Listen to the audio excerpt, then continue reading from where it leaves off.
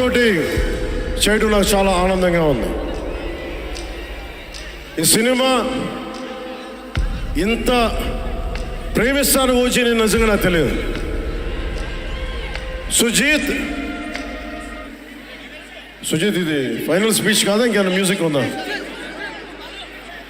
Come Sujeeth.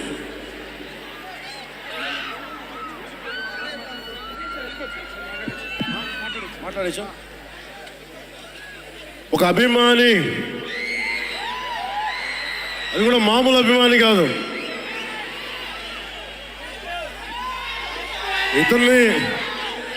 ఇతని స్థాయి, ఇతని విజన్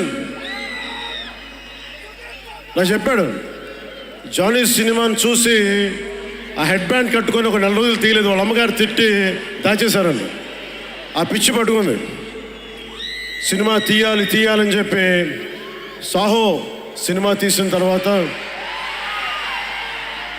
త్రివిక్రమ్ శ్రీనివాస్ గారు, సుజీత్ అని ఒక యంగ్ డైరెక్టర్ ఉన్నాడు, మీరు చేస్తే చాలా బాగుంటుంది అని నా దగ్గరికి సుజీత్ని పరిచయం చేశారు దానయ్య గారి ద్వారా.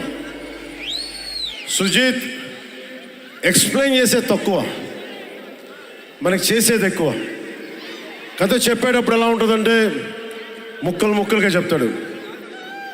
ఇలా ఉంటుంది, ఇలా వస్తాడు, 80s స్టైల్, మీ గెటప్ ఇలా ఉంటుంది, ఇలా ఉంటుందని చెప్తారు. చిన్న కటానా ఉంటుంది సార్.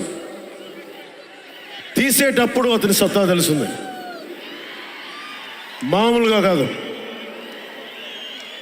అండ్ నేను ఈ సినిమాకి ఇద్దరే stars, not Pawan Kalyan. First star ఎవరు బాగా చేయాలన్నా director, writer, first credit should go to Sujeeth. తర్వాత సుజీత్ తాలూకు డ్రీమ్ని రియలైజ్ చేయడానికి the one and only Thaman.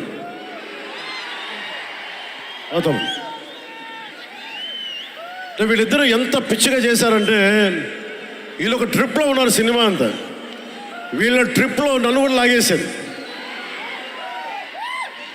ఎలా లాగారంటే నాకే తెలియదు. నేను డిప్యూటీ సీఎం అని మర్చిపోయాను నేను ఈరోజు.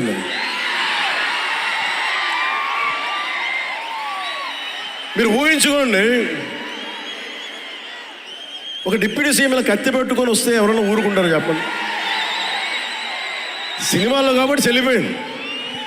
కానీ ఇది మన ఖుషీలో ఈ కటానాని నేను ప్రాక్టీస్ చేసిన కటానా ఫీల్ చూసి నాకు ఇది కావాలి, ఎలా చేద్దాం, దీని చుట్టూ ఒక చక్కటి కథ అల్లి సినిమాని మీకు రంజింపజేసేలా యాక్షన్ కట్ కానీ స్టైలైజింగ్ కానీ